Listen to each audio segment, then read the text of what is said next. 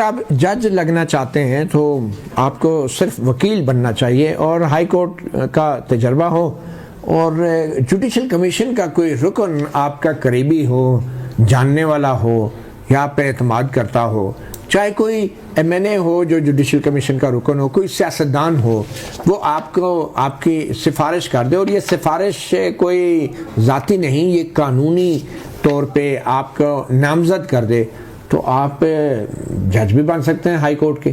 کچھ ایسے ہی قواعد ترتیب دیے گئے ہیں حال ہی میں جو تجویز کیے گئے ہیں، ابھی حتمی نہیں ہیں، ویب سائٹ پہ سپریم کورٹ کے ڈال دیے گئے ہیں، عوام سے رائے طلب کی جا رہی ہے، مگر یہ جو قواعد تجویز کیے گئے ہیں یہ بھی بہت دلچسپ ہیں کہ پاکستان میں ہائی کورٹ کا جج لگنے کے لیے کیا کرنا پڑتا ہے۔ اسی والے سے بات کریں گے، ہمارے ساتھ سینئر جرنلسٹ اور کورٹ رپورٹر ثاقب بشیر موجود ہیں۔ ثاقب بشیر صاحب، تھینک یو۔ یہ قواعد پہلی بار یہ قواعد تجویز کیے گئے ہیں، ابھی حتمی نہیں ہیں، لیکن یہ ایک اچھی ایفرٹ ہے کیونکہ بغیر کسی قواعد اور رولز کے یہ ماضی میں تمام ججز لگتے رہے ہیں، بلکہ یہ جو جوڈیشل کمیشن کے اندر ججز بیٹھے ہیں یہ بھی بغیر قواعد کے ہی لگائے گئے تھے یا لائے گئے تھے، اور اب ان قواعد کے اندر تو بڑی ہی کچھ دلچسپ چیزیں ہیں۔ ان میں ججز کو درخواست بھی دینی پڑے گی، ججز کو انٹرویو کے لیے بھی بلایا جا سکے گا، اور ججز کا میڈیکل چیک اپ بھی ہوگا، ان کی ذہنی اور جسمانی جو صحت ہے اس کا جائزہ بھی میڈیکل بورڈ لے گا۔ اور زیادہ دلچسپ بات یہ ہے کہ میڈیکل بورڈ جو ہے وہ جوڈیشل کمیشن کی طرف سے جج کے نام کی منظوری ہونے کے بعد میڈیکل ہوگا۔ اب وہ میڈیکل کیسا ہوگا، کس نوعیت کا ہوگا، ذہنی اور جسمانی صحت کا کیسے تعین کیا جائے گا، اور اگر جوڈیشل کمیشن نے ثاقب کہہ دیا کہ یہ جج ٹھیک ہے لگا دیا جائے، اور ایک ڈاکٹر نے کہہ دیا کہ نفسیاتی طور پہ بندہ متوازن نہیں ہے اور اس حوالے سے میرے خیال میں پچھلے بھی کچھ ججز اور چیف جسٹس صاحبان کا اگر ٹیسٹ ہو جاتا تو بہتر تھا تو کیا لگ رہا ہے آپ کو ان قواعد سے؟ یہ نہیں، یہ بڑا مطلب ایک انٹرسٹنگ چیز لائی ہیں۔ ایک تو یہ جو آپ نے میڈیکل کی بات کی یہ ہے، دوسرے نمبر پہ جو کوئی بھی ایک تو 21 دسمبر کو جو اجلاس ہونے جا رہا ہے اس سے میں یہ رولز پیش ہوں گے، پرپوز رولز ہیں، ان میں دیکھیں گے، اور 21 دسمبر کو جو نامینیشنز آ رہی ہیں اسلام آباد ہائی کورٹ یا باقی ہائی کورٹس کی، لاہور، پشاور، سندھ ہائی کورٹ کی، وہ میرے خیال میں ڈیفر ہو جائے گا معاملہ، کیونکہ انہوں نے کہا ہے کہ اب یہ جو رولز پرپوزڈ ہیں یہ ایک تو وہاں پہ منظور ہوں گے یا ان میں سے کوئی امینڈ ہوگا۔ ایک تو بات یہ ہے کہ 20 دسمبر تک انہوں نے کہا ہے کہ کوئی پبلک میں بھی کوئی رائے دے سکتا ہے، تو جب یہ منظور ہو جائیں گے تو ان کے تحت کوئی نہ کوئی نامینیشن بھیجی جا سکے گی۔ اب کوئی بھی ممبر جو ہے وہ کمیشن کا وہ کسی کو بھی نامینیٹ کر سکے گا، لیکن اب وہ سرٹن اس پہ آ گئی ہیں، شرائط آ گئی ہیں۔ ایک تو اچھا بھلا ایک فارم سا بنایا گیا ہے جس میں ان کو جو الگ سے جو جوڈیشل افسران ہیں ان کا الگ ہے، اور جو وکیل ہوگا اس کا الگ ہے، ان میں مکمل طور پر ان کا ڈیٹا ہوگا کہ ان کے جو کیٹیگری وائز کیسز کس طرح کیے، ان کی ججمنٹس اور مختلف جو اپیلیں یا مختلف انہوں نے کیا ہے، تو یہ سارا ایک فارم فل کر کے وہ جو کمیشن کے ممبر ہوں گے ان کو دیں گے۔ ایک ایفیڈیوٹ بھی ساتھ ہوگا کہ یہ جو کچھ آپ نے لکھا ہے یہ درست لکھا ہے، اور پھر جو سیکٹری ہوگا کمیشن کا وہ اس کی جانچ پڑتال بھی کروا سکے گا۔ اور اس کے علاوہ جوڈیشل افسران کے لیے الگ جو ہے وہ رکھا گیا ہے۔ اس میں جو انٹرسٹنگ چیز یہ بھی ہے کہ جتنا ڈیٹا ہوگا وہ مختلف انٹیلیجنس ایجنسیز سے، وہ مختلف نہیں، سویلین انٹیلیجنس، لفظ سویلین یوز کیا گیا ہے۔ یہ ضروری اس لیے بھی تھا کہ اب تو ویسے سویلین کے اندر بھی پتہ نہیں چلتا کون سویلین ہے، عام اداروں میں بھی سویلین کا کانسیپٹ بڑا دھندلا گیا ہے، تو یہ انٹیلیجنس ایجنسیز کا رول تو برقرار رکھا گیا ہے، چاہے سو کالڈ سویلین ہی کیوں نہ ہو۔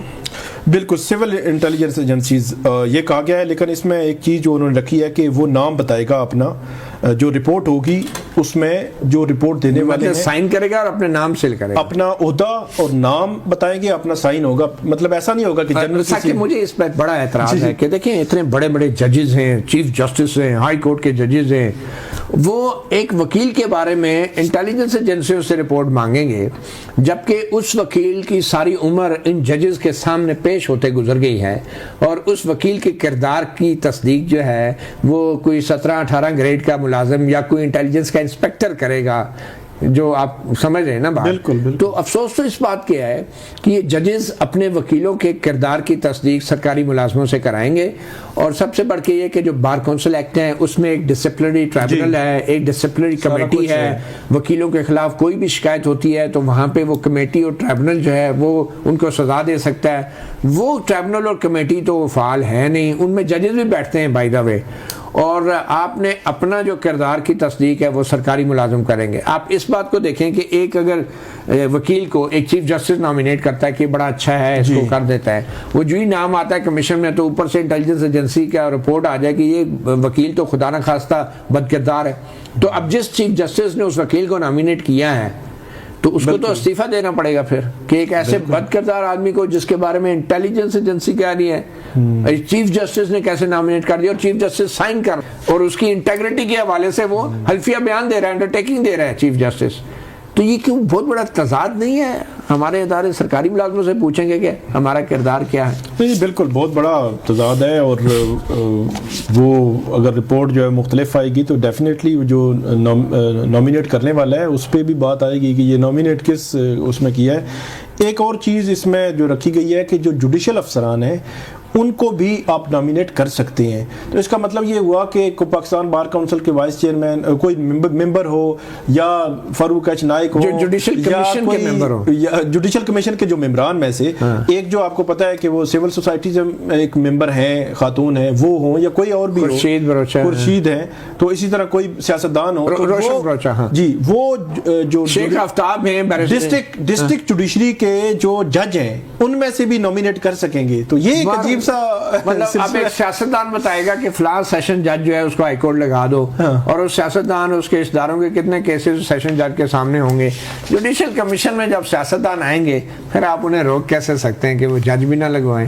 اگر وہ ہائی کورٹ کا جج لگوا سکتے ہیں سپریم کورٹ میں, تو پھر سیشن کورٹ کا جج جو ہائی کورٹ میں کیوں نہیں لگا سکتے؟ بالکل یہی تو تضادات ہیں, اور امید ہے کہ جو تضاد 26ویں آئینی ترمیم میں آ گیا ہے اس کو قواعد کے ذریعے کیسے اب ٹھیک کریں گے, اور وہ تضاد ہے عدلیہ کا مکمل کنٹرول حکومت کے ہاتھ میں.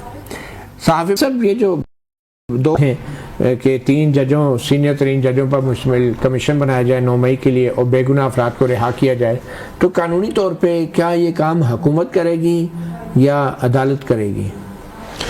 ویسے جب عدالتوں کے پاس یہ معاملات گئے ہیں تو عدالت ہمیشہ گورنمنٹ کی طرف ہی ریفر کرتی ہے. یہ ارشد شریف جو ہے وہ ان کے قتل کے حوالے سے یہ بات آئی تھی, اور ابھی بھی اسلام آباد ہائی کورٹ نے وہ ججمنٹ جو ہے وہ 6 مہینے ہو گئے ریزرو کر کے رکھی ہوئی ہے. تو وہاں پہ بھی یہی کہا گیا تھا کہ گورنمنٹ نے ہی یہ کرنا ہے. پھر گورنمنٹ کو بلایا گیا, پوچھا گیا کرنا ہے نہیں کرنا, یا ان کو کہا گیا آپ کریں. تو عمومی طور پر پورا ایک ججمنٹ دے کے ان کو کہنا کہ آپ بنائیں, یہ بہت کم ہوتا ہے. لیکن ٹیک اپ کرتی ہیں عدالتیں جو اس قسم کے کیسز, لیکن الٹیمیٹلی بنانا حکومت نہیں ہے. تو 9 مئی کا 2023 سے آج تک اگر نہیں بنا تو آج کیا بن جائے گا مجھے تو نہیں لگتا. 8 فروری 2024 سے لے کر آج تک الیکشن کے حوالے سے کوئی انکوائری کمیشن, کیا میرا خیال میں کوئی پارلیمانی کمیٹی بھی نہیں بنی. پچھلے 2018 میں ہم نے بے شک وہ بھی اس نے بھی کام نہیں کیا تھا, اس کا بھی رزلٹ کو نہیں نکلا تھا, لیکن کوئی پارلیمانی کمیٹی بن جاتی, کچھ نہ کچھ مطلب تھوڑے سے سٹیپ لے لیے جاتے.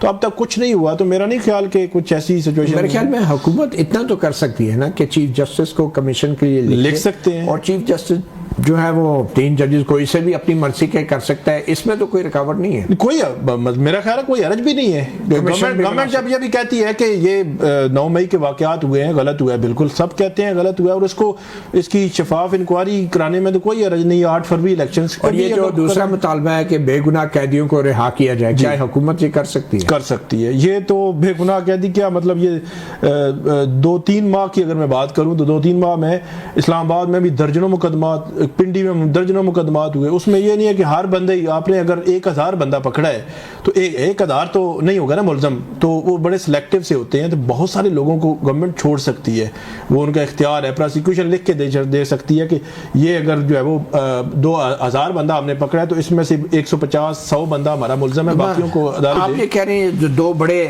مطالبات ہیں یہ کچھ نہ کچھ کر سکتی ہے گورنمنٹ, قابل عمل ہے, سب کچھ حکومت ایسا نہیں ہے, کر تو یہ مطالبات منظور کر سکتی ہے. اور اس میں بظاہر حکومت کا کوئی براہ راست یا فوری نقصان نہیں. جی نقصان بھی نہیں ہے. جی ایک چھوٹی سی بریک لیں گے, بریک کے بعد آپ کو بتائیں گے کہ سپریم کورٹ اور ہائی کورٹ میں بلکہ پاکستان میں ججز کیسے لگتے ہیں, کیسے بنتے ہیں, اور اب کی بار جج بننے کے لیے آپ کو درخواست دینی ہوگی, امیدوار بننا ہوگا, اور ہو سکتا ہے آپ کو انٹرویو بھی دینا پڑے. ایک چھوٹی سی بریک کے بعد ہمارے ساتھ اگلے سیگمنٹ میں مہمان ہوں گے ثاقب بشیر.